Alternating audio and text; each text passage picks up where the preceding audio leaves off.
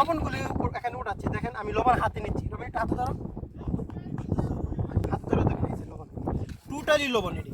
আসসালামু আলাইকুম। এটা হচ্ছে আরব কান্ট্রি, যে কিছুদিন আগে আপনারা জানেন প্রচুর পরিমাণ বৃষ্টি হয়েছে। একটু কাছে আনো, প্রচুর পরিমাণ বৃষ্টি হয়েছে। বৃষ্টি হওয়ার ক্ষেত্রে অনেক পানি দেখছেন, অনেক বন্যা হয়েছে। ওমান, সৌদি, তারপরে সংযুক্ত আরব আমিরাত, বিভিন্ন জায়গায় কিছু কিছু জায়গায় বন্যা হয়েছে। তো এটাকে আমরা একটা খেলার মাঠ, যেটাকে নাম দিয়েছি আর কি, আন্তর্জাতিক ক্রিকেট স্টেডিয়াম মরুভূমি। ওই জায়গায় দেখেন এদিকে ধরো পুরো সাদা দেখতেছে, পুরাটাই লবণ। যেহেতু আরব কান্ট্রি বা আরব সাগরের সাথে, হ্যাঁ, সেই দেশের মধ্যে এরকম পরিমাণ বৃষ্টি হয়েছে। সেটাকে দেখেন, একটা জিনিস দেখাইতেছে আপনাদের।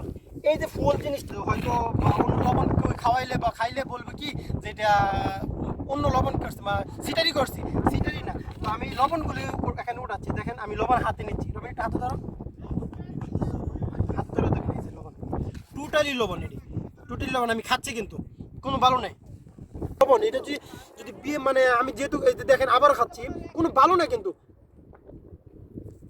মানে এখান থেকে যদি আমাদের বাংলাদেশ হইতো না, এখান থেকে নিয়ে নেওয়া তরকারি বানাইতো। কারণ আমি 100% শিওর কিসের জন্য, কারণ এটা এই পরিমাণ মতো লবণাক্ত।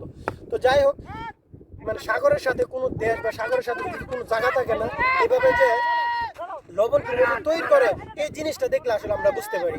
তো আসলে যাক পরিমাণ মতো আমি এখন দেখি চেষ্টা করবো আমার কিছু বন্ধু বান্ধব আছে তাদেরকে খাওয়ানোর জন্য, দেখি খাই কিনা। তো সাথে থাকে আমার এক ভাই বলছে কি যে কাজল ভাই বলছিল এই লবণ গরুর নিয়ে খাওয়াইলে মানে খাইবে, আসলে লবণাক্ত। তো কাজল ভাই দেখেন এই সেই লবণ, একটু মুখে দেন, দেন একটু মুখে, মুখে দেন। সেম লবণ না, টোটালি লবণ ভাই। এই লবণ যদি গরুর আমাদের দেশে নিয়ে খাওয়া যেত, বুঝতে পারি।